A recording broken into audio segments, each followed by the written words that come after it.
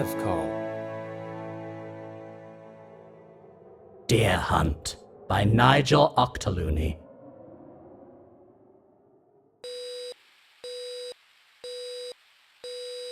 Time is 2 on the 4th of March, 1989. Detective Constable Gerald Kane and Detective Inspector Michelle Jeffries interviewing Albert Smith. Albert, you found the body of the, Lord? Earl? You recording this? Yeah, it's a new thing the force is trying. Dunno if it'll catch on. We ain't recorded out before, but this is what they call a high-profile case, so, you know. Aye, guess it's a thing. So you found the body of his lordship? I mean, you was the first one to see him? Nah, I just called him sir. The maids called him your lordship. And you found his body? Aye. So how'd that happen? You're what, a groundsman, yeah? He were found in his bed. You'd have thought a maid would have found... I were down in front hall and Annie come to us. Annie's one of the maids. She'd seen her ladyship dwarf. Blood all up her arms and on her face. She knew it were bad for his lordship and didn't want to say it herself. 'Cause once you seen things like that, they're in your head forever. So what did you see when you went in there? She weren't right since the deer hunt. Her ladyship Diane Brachester? Aye, she were changed after that hunt couple of weeks back. I was asking what you saw when you entered the bedroom. Somewhat got in her when that thing cried out. What thing? Well, it looked like a deer, aye, but it weren't no deer. Not on the inside. Wait, when was this? Like I says, maybe 2 weeks back. We setting up for a deer hunt, say. His lordship's got a few of his tough mates round with the wives and that. The wives don't hunt, no. Maybe some places they do, but not at Brachester Hall, no. The wives hang back, do their own thing back at the house, drinks and cakes and the like. But nobody's told her ladyship or she don't care none, 'cause out she comes all dressed up in all the gear. I don't say out, 'cause it's not my place, you know. But the first wife would have never done out like that. She can handle herself on horse though. Oh, this new one. They met at some show jumping thing her ladyship won, so I wasn't worried for her or anything. Anyhows, we ordered off looking for a deer, see? His lordship, his mates, her ladyship, the dogs and me. It weren't a good day for it. Weather were coming in. His lordship said it were going to hold off, but I knew better. Sure enough, it starts coming down just as I spots a deer. A doe. His lordship ain't happy. He prefers a stag, say. Bigger the better, just to show off to his tough mates and that. Even if it sets the herd back, but there's this doe on her own and the rain's starting, so it's this or nothing. She were big, mind. Oh, bigger than any doe I'd ever seen before. Didn't realise it at first when I sees her off her ways. She spotted us and did off, say. She'd been by a tree I thought was smaller than it were. So, when we's passing the tree and I sees the size of it in comparison like, suddenly I'm thinking, aye up, how big's this beast? His lordship were up front with Lady Brachester just behind. Then the others, then me. Just in case any of them other toughs were too pissed to stay on, say, 'cause a lot of them were. It led us a merry dance, I can tell you that. Didn't behave like no other doe neither. Smart. Very smart. Conning, hiding, cutting back, say, using cover, like I'd never seen a deer do before. The dogs had her scent though, aye, so she didn't stand much chance. It were hard work though, a hard run. Then it all took a bad turn. The beast took us into the woods. Go on. These are the woods to the east, yeah? You drive through them to get to the house? Not really. I mean, them woods. But the roads don't go through them woods like proper through. Just skirts them, really. Them woods is huge. They go on and on. There's trees in the deep of them woods older than the house, and the house goes back and back. They built on the foundations of the house before it, and I reckon there was something there before that. Christ knows what that were. Let's get back to the hunt. You chased the deer into the woods. Aye, Now, you can't walk alright in them woods, They's on a slant, but it ain't too bad when you're just walking. But we was on horseback, so all the branches was at head height. I forget his name. Lord of some manor down south took a branch right in the face, bust his nose, claret all down his front. The others were laughing at him, like school kids they was. When you're rich like that, there's a part of them that don't grow up. They don't have to. Anyways, the beast took us down the slant towards the river and she's swollen off of the runoff. The runoff? Aye, the runoff. The water from the rain running off the field.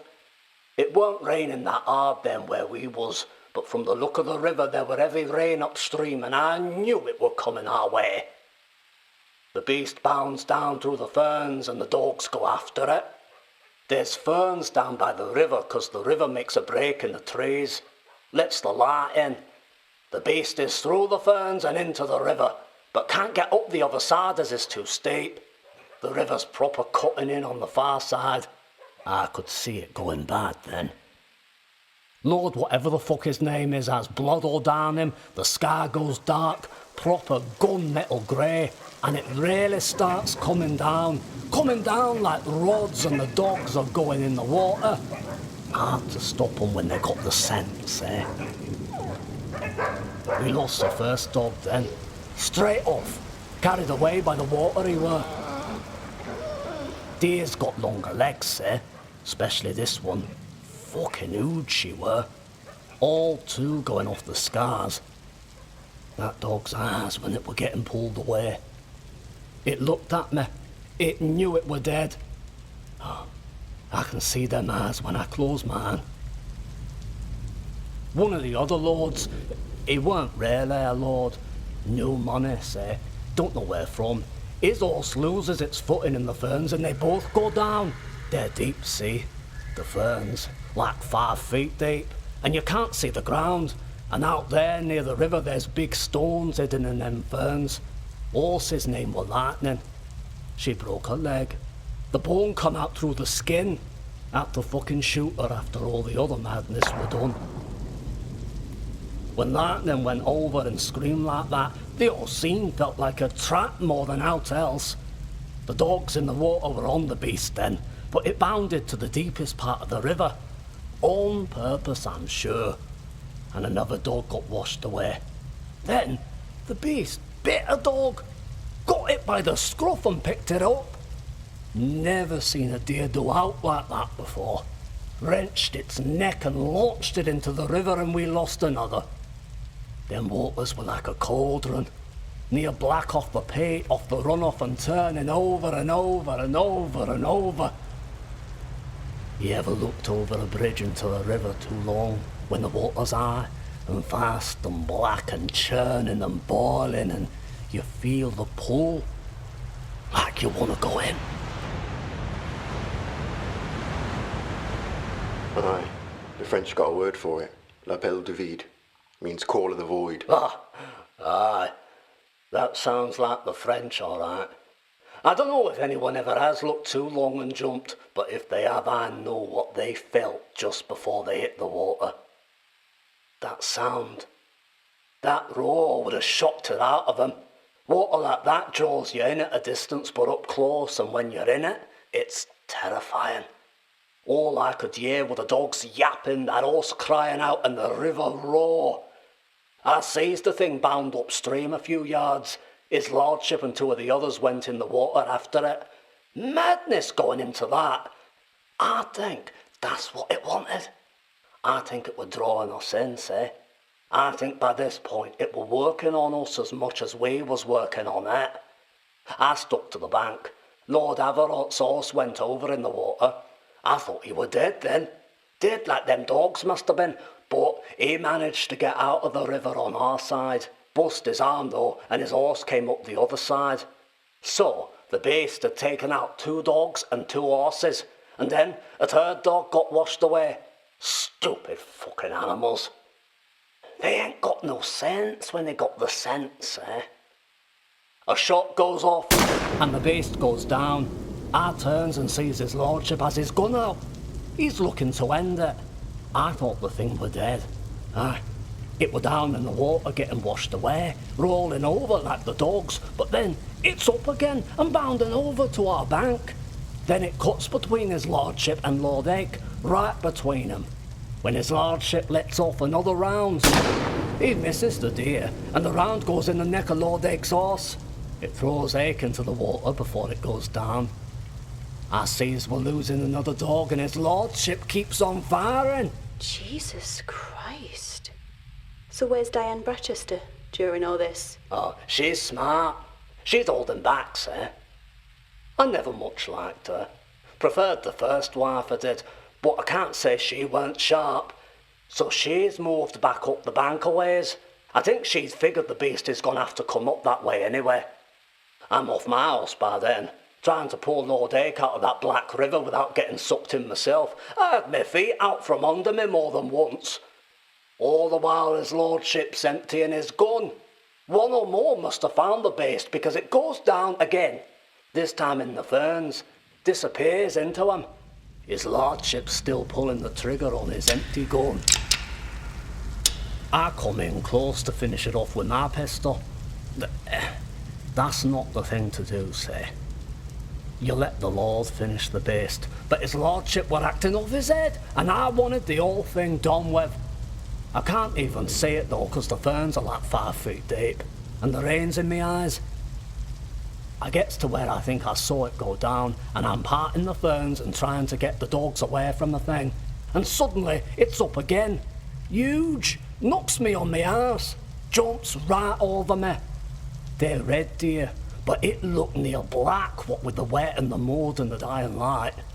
By this point it had to have had at least 3 rounds in it, and it still goes straight for his lordship like a deer never would. Deer is prey, see, usually, and prey knows it's prey, so they live on their nerves. Only this weren't like that, and attacked. That's all you could call it, an attack. Well, his lordship's horse rears up and throws him, and the beast cuts up towards the ladyship. I sees then she's just gonna let it go. And I was thinking, good, let the fucking thing go, 'cause then it's over. But then his lordship has my gun off me and opens up again at the beast. Even though her ladyship were in the firing line this time, he catches it and the beast goes down again. For good, I hopes this time. Her ladyship's off her horse and she's working down to the beast. I don't know why. I think she felt sorry for the thing. Me and his lordship were shouting to keep back, say, but she wasn't having any of it. Then it let out this call I ain't never heard before from a door. Lot of folk don't think the females make a noise, but they do. This noise, though, I never heard out like that.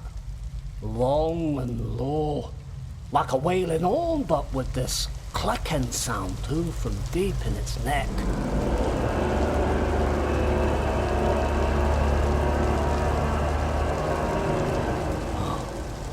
Turn me over inside it then, sink cold up my spine, and all the dogs howled, like they was all in pain. Well, the ones left, that is. It died then and her ladyship collapsed. First I thought it was his lordship had shot her when he was going mad with my gun, but she was just out cold without a mark on her. Well, not straight away. I got to her first. She were flat on her back deep in the ferns, her eyes wide open, rolling round like she was seeing something that weren't there. Then she passes out. I don't know how long we was in them woods.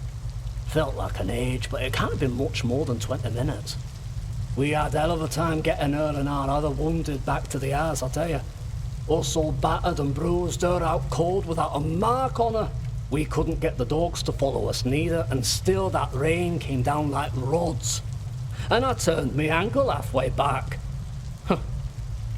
Well, the ladyship walked 3 hours after we got back and bit the doctor before she calmed down. She weren't the same after that.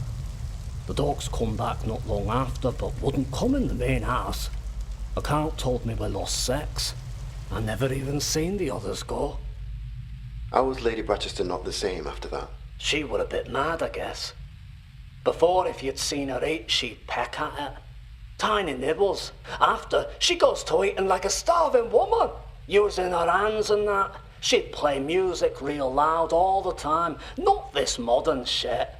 She liked stuff from the 70s. She were pissed and wearing next to nothing half the time. I can't complain about that. She's a good-looking woman, even with a fever. She was sick. Maybe. I don't know. Sick folk take to their beds. She were up to touch by all accounts, so the maid said, but she'd go on long walks, be gone half the day. I seen her running once. Aye, running her heart out she were. She'd come back starving, looking like she'd been pulled through edge. I never seen it myself, but one of the maids told me she'd come back once with a split lip. Blood all down her chin, but then, after a clean-up, her lip weren't split, so the blood mustn't have been hers.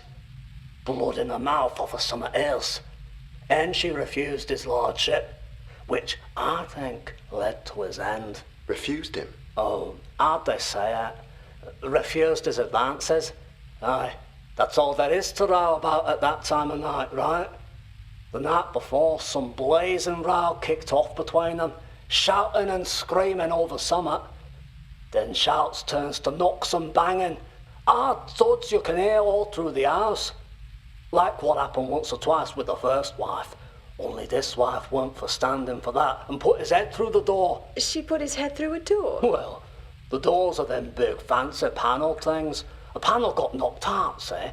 Split the beading, and his lordship's head was split too. So I'm thinking it has to have been his head what done it. Next night it were on for round 2, 'cause his lordship always has what he wants in the end. Only his end came first. So you don't think it was a burglar, like Mrs. Rochester says? Oh, can we break now? I need a piss. Interview suspended at 29 minutes past 2.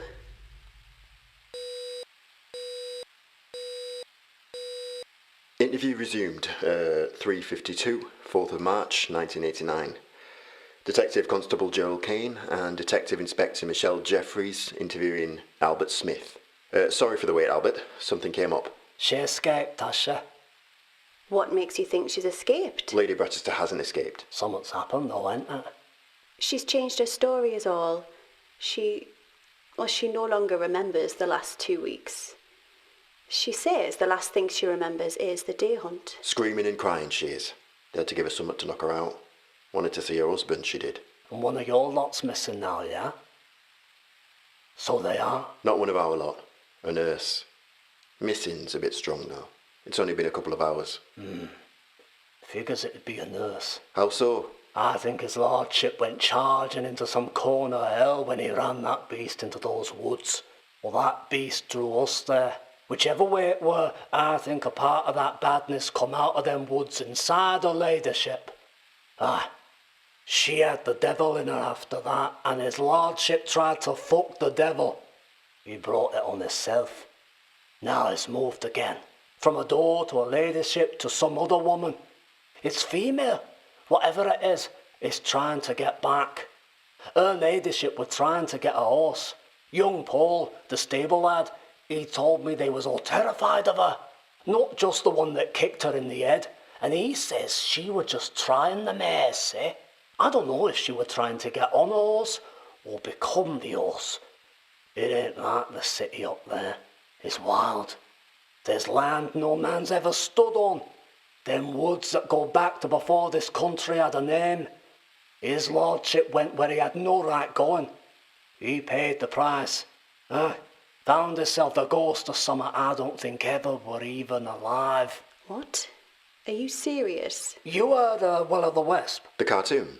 It's got the voice of, what's his name off the Carry On films?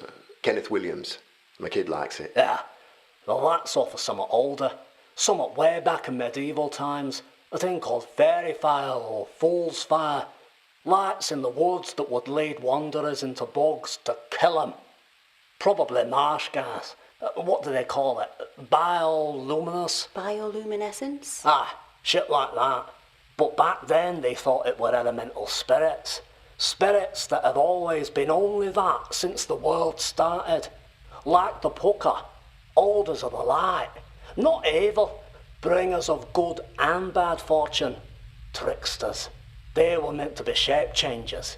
I don't think it were that exactly, and I think it were probably just gas most times anyways, but maybe sometimes it weren't.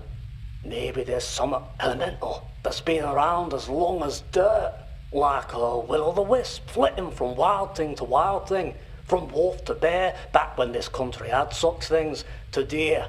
Then it got cornered and jumped to a ladyship. That's what I think that terrible cry the beast made were, it jumping out. And the ladyship, when she were laying in the ferns just after, eyes wide like that, rolling around and around, I don't think it had ever been in a human before. Too much for it at first, too much memory, too much language. Thinking of it now though, it were my grandma told me of the pucker when I were a bairn.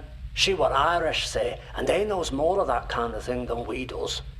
She used to tell me the way to fool the pucker was to put your coat on inside out. I always thought that were funny. But now I'm wondering if the way to fool a thing that's trying to get in you is to make the insides out. I don't know. Pucker was meant to be like monkeys with sharp ears, not spirits, I think. Maybe no one's ever got it right. Maybe if you finds the real truth of shit like that, you're never gonna be able to tell no one. If you want your missing nurse back, I'd go looking in them woods, but not at night. And if in you see lights, I wouldn't follow them. Interview finished, 3:56.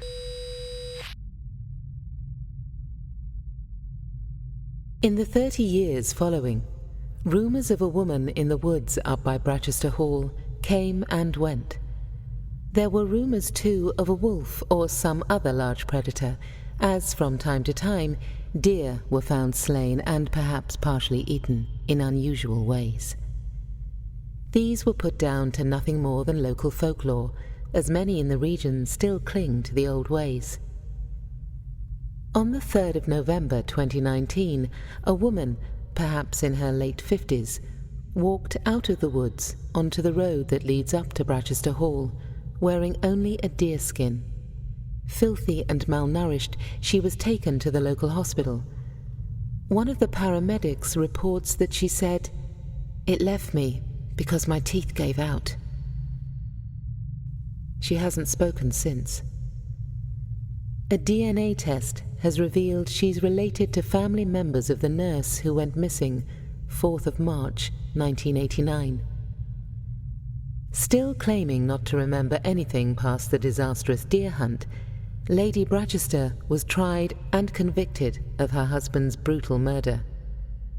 She spent 4 days in prison before being transferred to the mental hospital she escaped from 2 years later. She hasn't been seen since.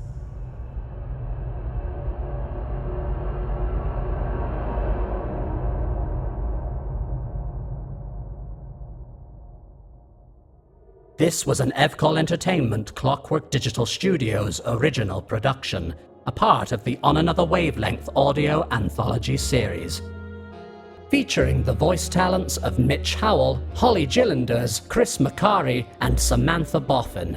Written by Nigel Auchterlounie, directed and produced by Simon James Collier, series created and co-produced by Adam Dechanel, soundscape design Zachary Elliott-Hatton.